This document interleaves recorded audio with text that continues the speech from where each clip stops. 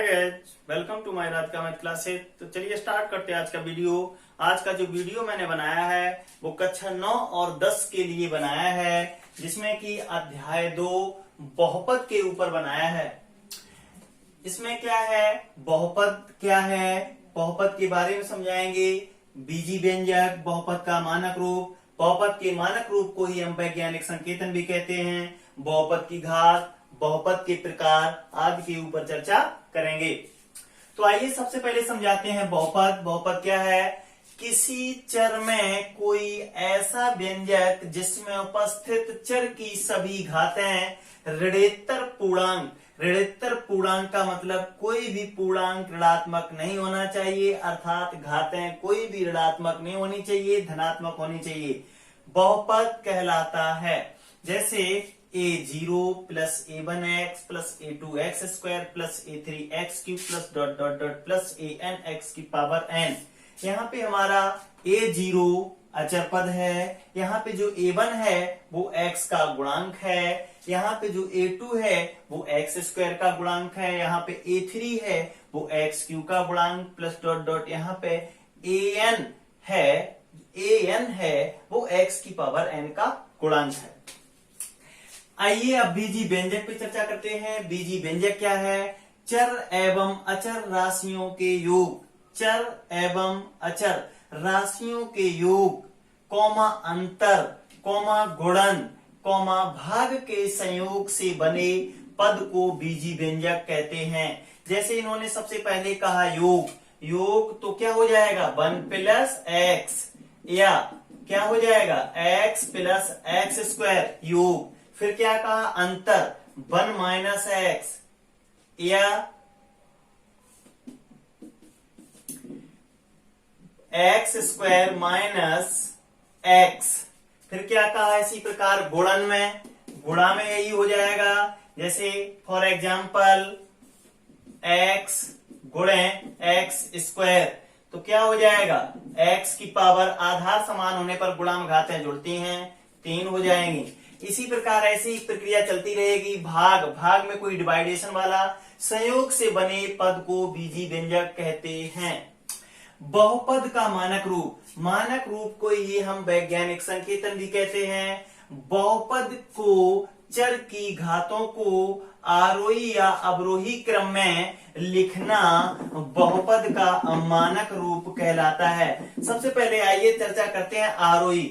आरोही से तात्पर्य है छोटे से बड़ा, अर्थात निचले से ऊपर जाना आरोही क्रम कहलाता है, या बढ़ते हुए क्रम छोटे से बड़े की तरफ आरोही क्रम कहलाता है, या अवरोही। अवरोही का मतलब है घटते हुए क्रम में बड़े से छोटे की तरफ या बड़े से छोटे की ओर अवरोही क्रम में कहलाता है। तो वही कह रहे हैं कि बहुपद को चर की घातों को आरोही या अवरोही क्रम में लिखना ही बहुपद का मानक रूप कहलाता है। जैसे for example 1 plus x cube plus x square. अगर इस टाइप का कोई क्वेश्चन आता है तो हमें अगर मानक रूप में लिखना है तो मानक रूप में लिखने का तात्पर्य या तो हम आरोही क्रम में लिख दें या अवरोही क्रम में लिख दें। यदि हमें आरोही क्रम में लिखना है तो सबसे पहले 1 अचर पद पहले आता है, फिर एक घात वाला अर्थात x,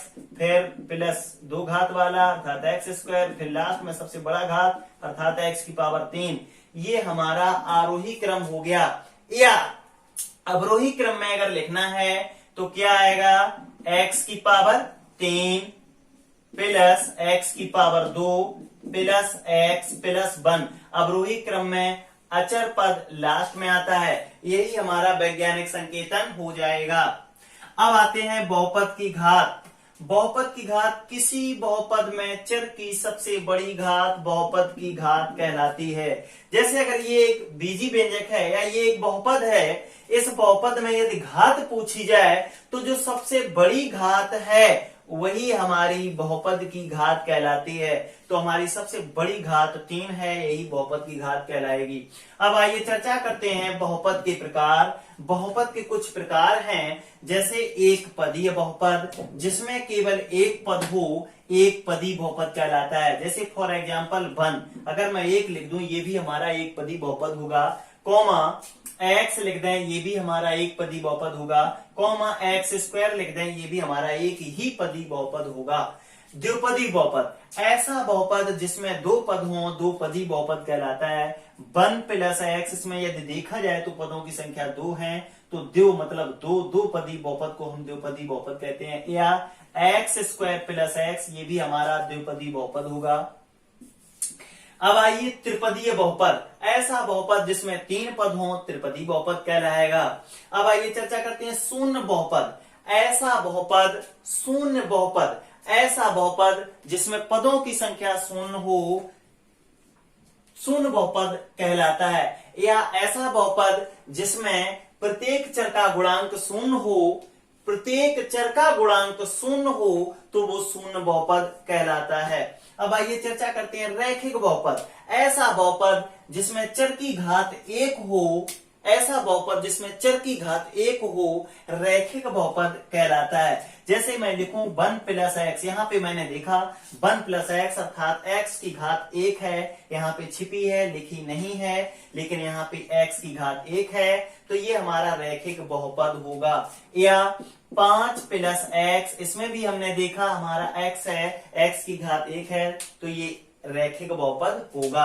द्विघात बहुपद, ऐसा बहुपद जिसमें चर की घात 2 हो, द्विघात बहुपद कहलाता है। जैसे फॉर एग्जाम्पल x² + 5x + 6, हमारा ये द्विघात बहुपद होगा, क्योंकि इसमें घात 2 है। अब आइए चर्चा करते हैं त्रिघात बहुपद। त्रिघात, ऐसा बहुपद जिसमें चर की घात 3 हो, त्रिघात बहुपद कहलाता है। जैसे फॉर एग्जाम्पल x³ + 1, हमने देखा यहाँ पे हमारी चर की घात 3 है, तो ये त्रिघात बहुपद होगा।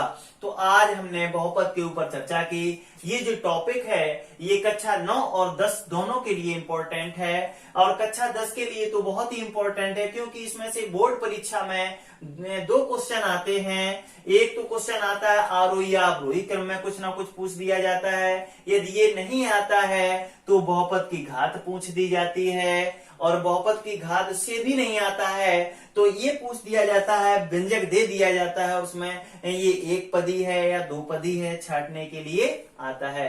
तो आज के लिए फिलहाल इतना ही, धन्यवाद।